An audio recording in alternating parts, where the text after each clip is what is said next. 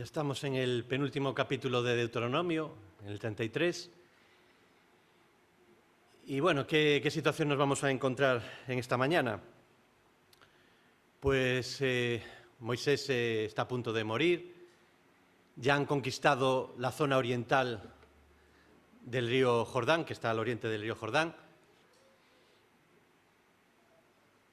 y nada, el pueblo está, claro, pongámonos en su piel, llevan 40 años dando vueltas por el desierto, han conquistado esos territorios, pero queda lo más importante, toda la zona occidental desde el Jordán hacia el Mediterráneo.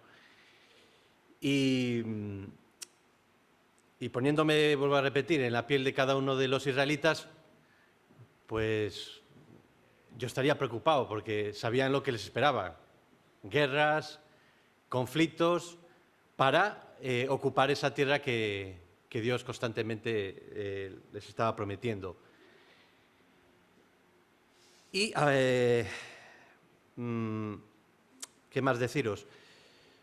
Bien, Dios le revela a Moisés unas profecías para cada una de las tribus, que le vamos a llamar bendiciones proféticas, y que, como hoy, pues lógicamente en 25 o 30 minutos no podemos entrar muy en detalle en cada una de esas profecías, más adelante os daré unas pequeñas pinceladas, pero os invito a que en algún momento que tengáis tiempo en vuestras casas, pues cojáis también Génesis 49, que son las bendiciones que también hace poco antes de morir Jacob a sus hijos, Génesis 49, y lo complementéis con lo que vamos a dar en esta mañana, con Deuteronomio 33, porque esas bendiciones proféticas de Jacob 400 años atrás están muy enlazadas con lo de esta mañana.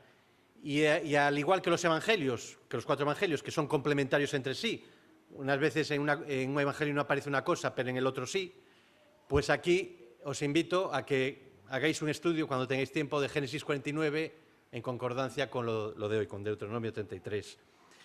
Antes también de entrar brevemente en el capítulo de hoy, os lanzo 2 preguntas que yo me estaba haciendo al preparar la predicación.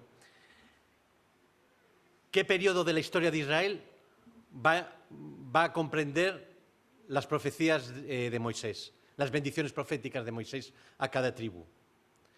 Estuve indagando en diversos comentarios y hay un consenso de que las profecías de Moisés, las bendiciones proféticas, incluyen todo el periodo que se relata en el libro de Josué y todo el periodo que se relata en el periodo de Jueces.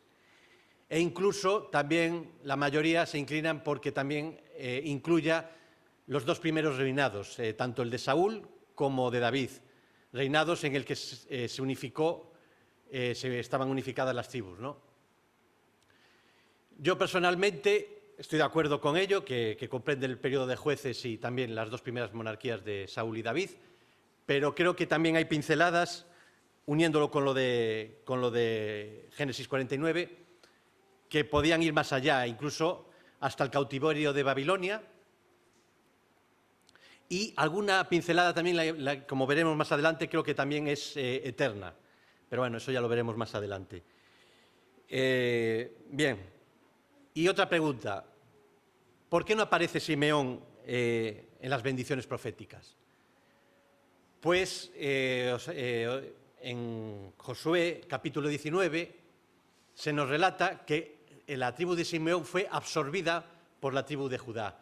Era de las más pequeñas que había en Israel y digamos que la tribu de Judá, es decir, es como si anexionamos un territorio, ¿no? Pues se anexionó dentro de Judá.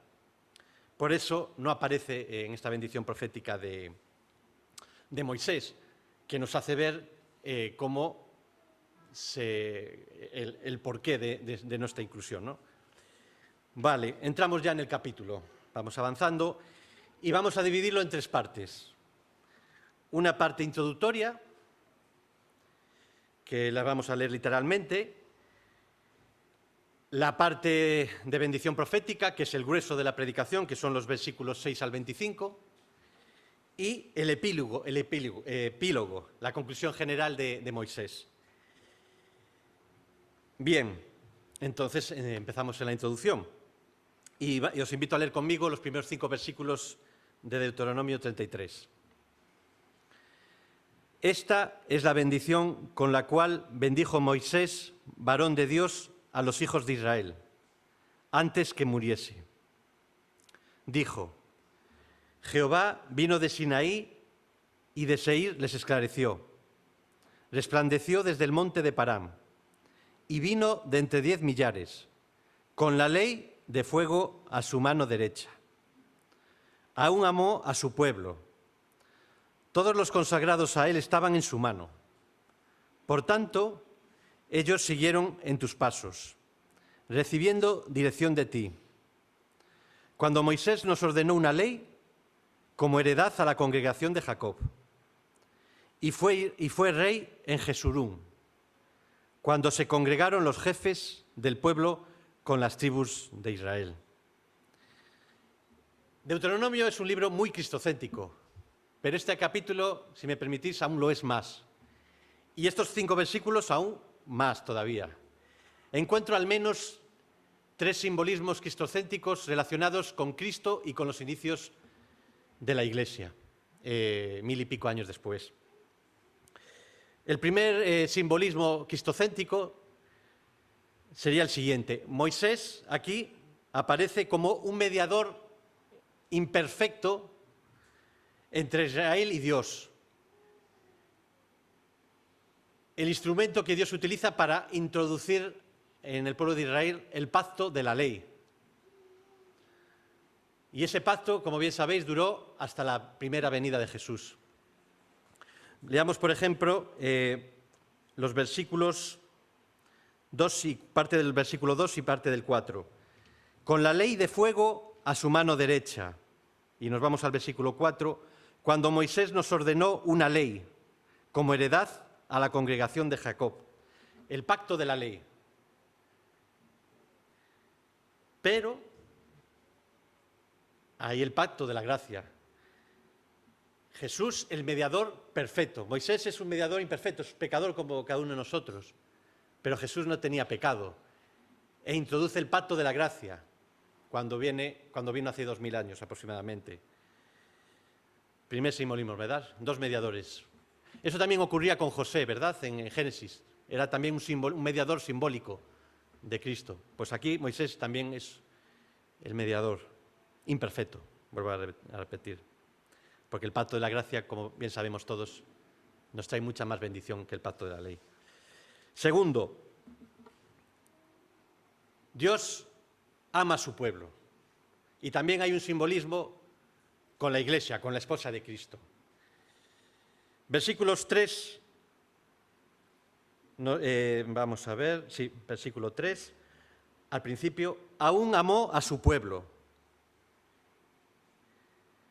Aún amó a su pueblo. A pesar de las infidelidades que ya había experimentado Dios con su pueblo en los 40 años por el desierto, la cantidad de veces que le fallaron, a pesar de la cantidad de veces que le iban a fallar, tanto en la conquista de la tierra prometida, como en la época de los jueces, como en la época de la monarquía unificada e incluso después separada, a pesar de todas las infidelidades que la mayoría de los que estamos aquí sabemos que ocurrieron antes y después de Deuteronomio de 33, a pesar de todo, Dios aún amó a su pueblo. Y el versículo 5, y fue rey en Jesurún, cuando se congregaron los jefes del pueblo con las tribus de Israel. Y fue rey en Jesurún. Jesurún es un nombre de Israel que nos describe la relación especial que tenía Dios con su pueblo de Israel, con su pueblo elegido. Elegidos no por sus méritos, sino por plena soberanía de Dios, que solamente Él sabe los motivos por los que eligió a Israel.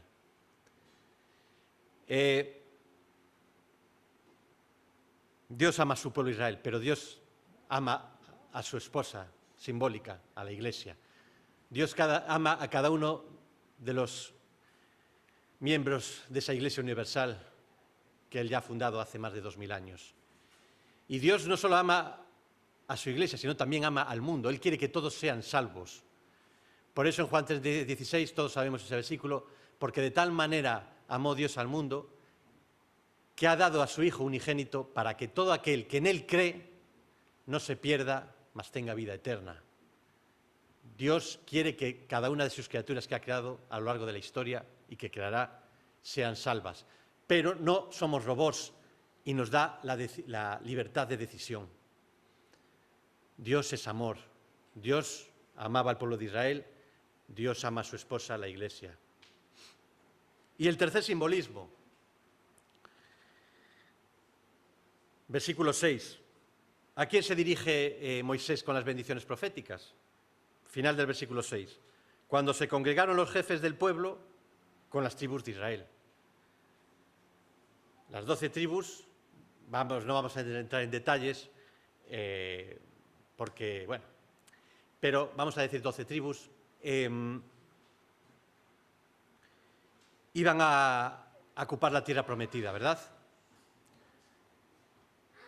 Los 12 apóstoles de Jesús fueron los principales transmisores de la doctrina de Cristo, ¿verdad? También hay matices en los 12 apóstoles. Judas tuvo que ser sustituido por Matías más adelante, pero Matías tuvo también la suerte de convivir con Cristo antes de la resurrección, del sacrificio y la resurrección de Cristo.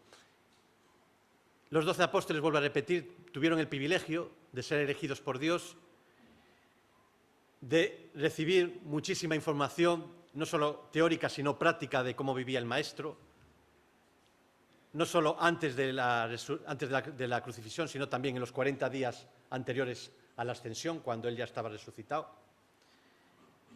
Y al igual que las 12 tribus, tenían la misión de entrar y conquistar la tierra prometida, pues los 12 apóstoles tuvieron la misión de ser los principales transmisores del verdadero evangelio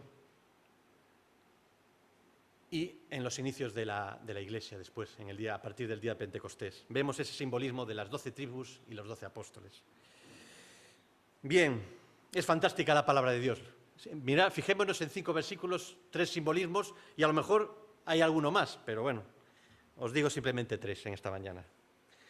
Y ahora entramos en el grueso de la predicación, que la voy a dar, como dije antes, es mucho mejor que en vuestras casas hagáis un estudio de Génesis 49 con Deuteronomio 33. Pero sí que voy a dar unas pinceladas breves para que tengamos una mínima visión panorámica de las profecías de bendición para cada tribu.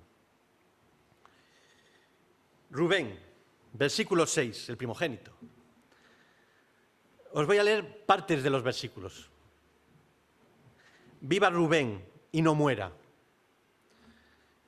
A pesar de que Rubén era el primogénito de Jacob, en lo que respecta a la tribu, estamos ya 400 años después de Jacob, en lo que respecta a la tribu no fue de las principales. De allí, que sepamos, no salió ningún profeta, ningún rey, ningún juez. No fue vuelvo a repetir, no fue de las principales tribus. Bastante tuvo con mantenerse como tribu a lo largo de estos siglos. Viva Rubén y no muera, versículo 6. La tribu de Judá, sus manos le basten. Qué acierto, ¿verdad? ¿Cómo se cumple esta profecía? ¿Por qué? Porque Judá, como tribu que a lo largo de la historia, ya en los jueces, fue una tribu que, por su situación geográfica, ya era una tribu que estaba bastante aislada del resto de las tribus, pero tenía tanta capacidad político-militar y económica, político-militar, que fue capaz con la ayuda de Dios, lógicamente, de vencer a los cananeos, de luchar contra los filisteos.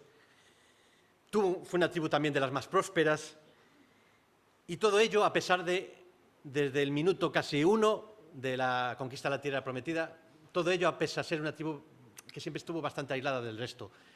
Y de hecho, y como bien sabemos la mayoría, cuando se dividió el reino en la época de Roboam, el hijo de Salomón, y quedó el reino de Judá y el reino de las otras 10 tribus de Israel, Judá incluso duró más años que la tribu del norte, ¿no? que el reino de las 10 tribus. Y incluso fue en general más fiel a Dios que las 10 tribus del reino del norte. Sus manos le basten. Una tribu muy importante, como bien sabemos. Leví, también sabemos, Leví, versículos 8 al 11, sabemos que Leví iba a disfrutar de un lugar bendito entre las tribus de Israel. No tuvieron un territorio en propiedad. ¿Y por qué no lo tuvieron? Pues es muy sencillo. Ellos guardaron tus palabras y cumplieron tus pactos, y cumplieron tu pacto. Ellos enseñarán tus juicios a Jacob y tu ley a Israel.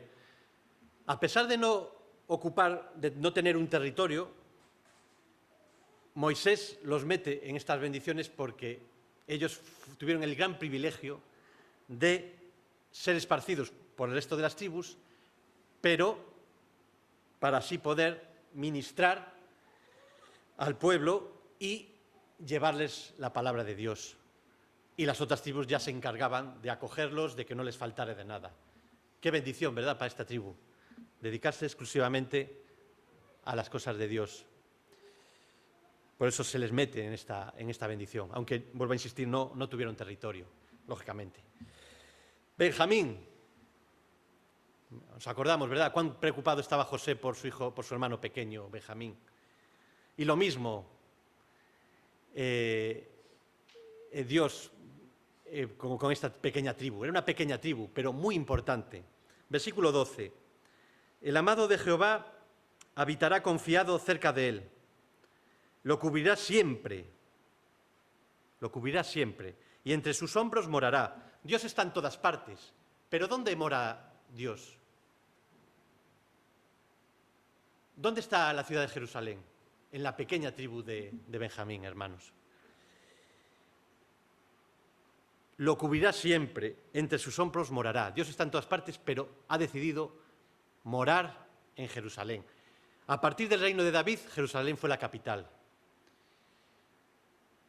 Y la palabra siempre tiene mucho sentido. ¿Por qué? Porque tanto en el milenio como la Jerusalén celestial del Apocalipsis 22 seguirá siendo la ciudad amada. Menuda bendición tiene esta tribu, hermanos. Siempre será la morada del Señor. En el pasado, ahora y por los siglos de los siglos, la Jerusalén celestial, ¿verdad? Y también en el milenio, un poco antes. Seguimos, vamos terminando. Efraín y Manasés. José, podemos decir que es muy probable que fuera de los hijos de Jacob el más fiel a Dios. Simboliza,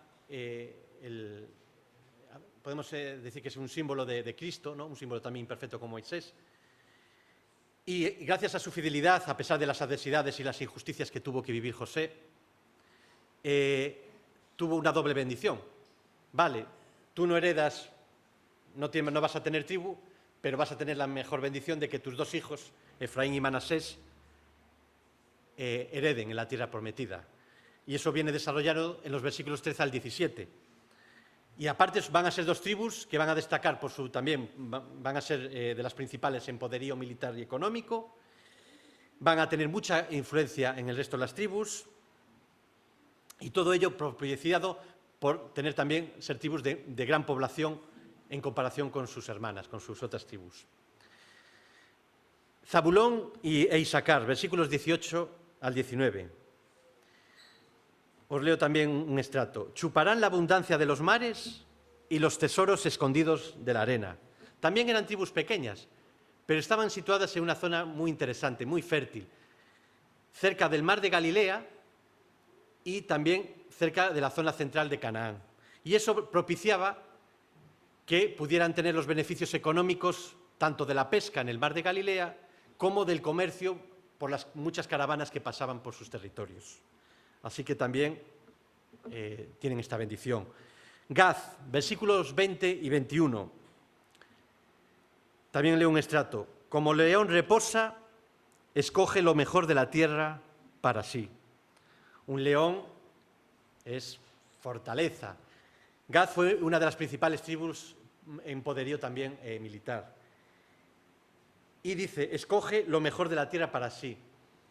sabemos que ellos, al igual que la media tribu de Manasé, que la otra media tribu de Manasé y que la tribu de Rubén, ellos se quedaron en el oriente del río Jordán, una tierra que también fue de las mejores. Por eso, León, poderío militar, y escoge lo mejor de la tierra para sí, y tuvieron un buen territorio fértil también. Dan, versículo 22. Dan es cachorro de león que salta desde Basán. Los cachorros pues, no son tan poderosos como los leones y las leonas. Y lo mismo ocurrió con Dan, no tenía ese poderío militar que su hermano Gad.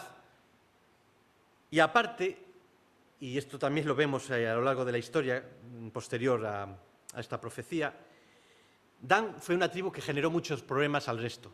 Y lo podemos ver en el libro de Jueces, en el sentido de que fue una tribu introductora de la idolatría. Y también llegó a ser, en tiempos del profeta Oseas, centro de adoración idolátrica. Y si nos fijamos en los leones y las leonas, ¿quiénes les generan problemas con los otros animales? Pues los cachorros. Son los más difíciles de controlar, ¿verdad? Pues Dan fue una tribu que le generó conflictos al resto de las tribus. Cachorro de león. Neftalí, versículo 23, y ya vamos acabando. Saciado de favores y lleno de la bendición de Jehová. ¿Y cómo se cumplió? Por eso yo también pienso que esta profecía va más allá incluso del cautiverio de Babilonia en algunos aspectos. ¿Por qué? Porque esta tribu tuvo la suerte de coger gran porción de la costa del mar de Galilea. Y esta tribu tuvo la bendición de que cuando Cristo vino aquí a salvarnos, y estuvo 3 años de ministerio, pues ¿dónde realizó gran parte de sus enseñanzas, de sus parábolas? ¿Dónde las realizó? Pues en el territorio de Neftalí. Por eso, ¿cómo no podemos decir que es una tribu saciada de favores y llena de la bendición de Jehová? Y por último, Aser, versículos 24 y 25. Os leo también un extracto. Bendito sobre los hijos, more en aceite su pie, hierro y bronce serán sus cerrojos. Ellos ocuparon un territorio ya que tocaba el mar Mediterráneo, al norte también, una tierra también fértil. De hecho, les generó mucho bienestar, porque, como dice el versículo, more en aceite su pie, una tierra rica en olivos que producían aceite. Y luego continúa, hierro y bronce serán sus cerrojos. Pero también tuvieron el inconveniente de que era una zona por la que pasaban, que era fácil que pasaran los territorios enemigos, los ejércitos enemigos. Entonces, ¿qué tuvieron que hacer? Por lo que dice este versículo, esta profecía, esta bendición profética. Hierro y bronce serán sus cerrojos. Pues tuvieron que fortificar sus pueblos, sus ciudades, porque estaban en uno de los territorios más accesibles para las naciones enemigas. Y acabamos el grueso y nos vamos al final, al epílogo. Y cuando estaba preparando esta predicación, me vino a la mente una escena de una famosa película que también creo que conocéis todos, Forrest Gump. Y me acuerdo al verla, me acuerdo de esa escena en la que está sentada en un banco y abre una caja de bombones, ¿no? Y se queda y dice, la vida, como me decía mi mamá, la vida es como una caja de bombones. Nunca sabes el que te va a tocar. Los israelitas estaban nerviosos. Sí, habían visto las obras de Dios en esos 40 años del desierto, muchos milagros. Pero como cada uno de nosotros somos seres imperfectos, pecadores, y el miedo está ahí. Y es un miedo lógico. Yo creo que también tendría mucho miedo. Y no sabían lo que les iba a tocar. Y estas bendiciones proféticas de Moisés también yo creo que salieron animados, reforzados, ¿no? Pero cada uno de nosotros no sabemos lo que nos va a pasar en el futuro. Los 12 apóstoles, volvemos al simbolismo de antes, tuvieron vidas muy distintas unos de otros. Sabemos en Hechos que Jacobo murió a los pocos años de la resurrección de Cristo decapitado. Es muy probable por otros textos históricos que tanto Pablo como Pedro sobrepasasen los 60 años de vida, pero también fuesen ejecutados. Se cree que Pablo murió decapitado como ciudadano romano y que Pedro, pues es muy posible también que muriese crucificado de forma inversa por respeto a Dios, ¿no? Que él pidió morir, lo que cuentan, ¿no?, textos históricos que hay que cogerlos con pinzas, pues que él pidió morir con la cabeza hacia abajo, crucificado. Sin embargo, por ejemplo, Juan vivió más de 90 años y tuvo la suerte de que se le revelase en la isla de Pasmos este maravilloso libro que tenemos de la revelación, del Apocalipsis, ¿verdad? Y cada uno de los que estamos aquí no sabemos qué futuro vamos a tener, qué bombón nos va a tocar, como decía Tom Hanks, ¿no?, en Forrest Gump. Unos viviremos más años que otros, unos tendremos más desgracias familiares que otros o enfermedades complicadas. En el libro de Eclesiastés se nos toca este tema también. Personas que viven constantemente haciendo el mal y llegan y tienen largas vidas y mueren alabados y rodeados de sus seres queridos. Otros no, otros que viven de espaldas a Dios constantemente, pues mueren jóvenes o tienen una vida calamitosa. Lo mismo con los creyentes. A unos creyentes van a tener una vida larga, otros más corta. Da igual, es decir, no sabemos el bombón que nos va a tocar, solo sabe el Señor. Pero, y ahí vuelvo a lo que, y me acuerdo lo que nos dijo Abel hace unos minutos, nos olvidamos de que somos salvos. Tenemos que estar felices, hermanos. Y ahora vamos aquí al fantástico epílogo, la fantástica conclusión que nos da Moisés. Perdonad que me haya extendido. 3 minutos. Y es aquí a donde quiero ir. Tenemos muchos más motivos para ser felices, para ser gozosos, hermanos. Leamos los últimos versículos, 26 al 29. Vamos por partes. Porque estas bendiciones para el pueblo de Israel son bendiciones para cada uno de nosotros y para la Iglesia universal, siempre y cuando decidamos seguir a Cristo libremente. No hay como el Dios de Jesurún, esa relación especial, Jesurún, vuelvo a repetir, esa relación especial de Dios con su pueblo de Israel. Quien cabalga sobre los cielos para tu ayuda y sobre las nubes con su grandeza. No miremos a las injusticias, a las calamidades de nuestra vida. Miremos a Cristo.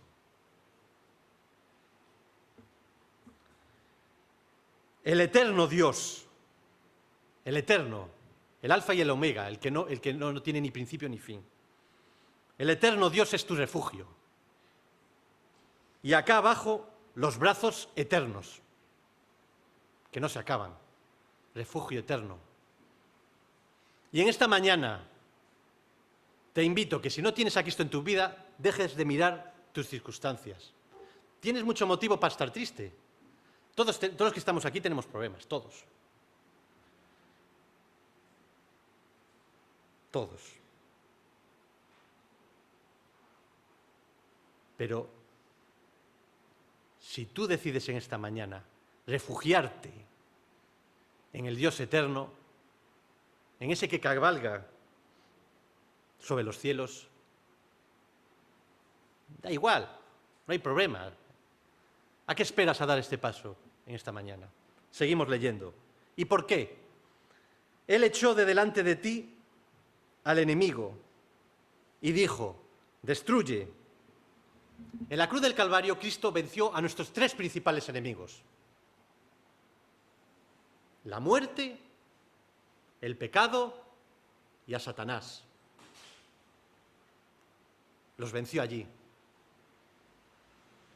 Y vence a todos los que obstinadamente sigan queriendo vivir de espaldas a Él.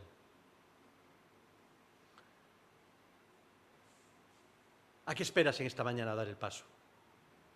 si en esta mañana das ese paso de arrojarte en los brazos del Dios eterno, el que venció a la muerte, al pecado y a Satanás, hay unas consecuencias que nos leía Abel en esta mañana. Israel y tú, y la Iglesia, habitará confiada. La fuente de Jacob, tú habitarás solo en tierra de grano y vida. También sus cielos destilarán rocío. Bienaventurado tú si en esta mañana decides seguir a Cristo. Oh Israel, oh tú. ¿Quién como tú, pueblo salvo por Jehová? Miremos a la felicidad, miremos al gozo, a lo que hizo Cristo, al pacto de la gracia. Pueblo salvo por Jehová. ¿Y qué es Jehová? Pues Jehová es escudo de tu socorro y espada de tu triunfo. Así que tus enemigos serán humillados. Todos los que luchan contra la voluntad de Dios serán humillados. Y tú hollarás sobre las alturas. Vuelvo a repetir y acabamos. Deja de mirar a las calamidades que te rodean. Dejemos de mirar. Desgraciadamente, yo mañana seguramente me entrará una ansiedad, una preocupación por una chorrada. Y perderé de vista lo que nos dijo Abel, que somos salvos, que estamos refugiados en la espada de triunfo, en los brazos eternos del Dios que cabalga por las nubes, del Dios que venció a la muerte, al pecado y a Satanás. Nadie nos separará de Dios. Romanos 8:31. ¿Qué pues diremos a esto? Si Dios es por nosotros, ¿quién contra nosotros? Echemos a un lado todas las tonterías que tenemos, porque realmente, aunque son problemas, a los ojos de Dios, a los ojos del Dios eterno vencedor, triunfante, son chorradas. Pero Él sabe y lo sufre porque nos ama. Pero no perdamos de perspectiva las bendiciones de Dios. Romanos 8, 38, 39, acabamos con estos dos versículos. Dijimos en el versículo 31, si Dios es por nosotros, ¿quién contra nosotros? Por lo cual estoy seguro de que ni la muerte, ni la vida, ni ángeles, ni principados, ni potestades, ni lo presente, ni lo porvenir, ni lo alto ni lo profundo, ni ninguna otra cosa creada nos podrá separar del amor de Dios. Salgamos de aquí fortalecidos, hermanos, salgamos aquí gozosos, que es en Cristo Jesús, Señor nuestro. Cristo lo hizo todo, hermanos. No tenemos ningún mérito. Lo único que tenemos que hacer es aceptarle como Señor de nuestra vida y refugiarnos en sus brazos eternos. Y si en esta mañana, vuelvo a insistir, no lo has hecho, te invito a que lo hagas, porque tu vida cambiará para siempre, para la eternidad. Oremos. Sí, Padre, una vez más te damos gracias por tu amor que pones a disposición en el pasado, en el presente y en el futuro, Señor.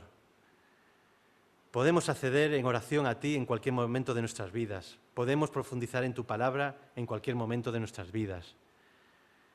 Podemos disfrutar de tu creación constantemente, de tus enseñanzas a lo largo de nuestras vidas, Señor, ya sean cortas, medias o largas, Señor.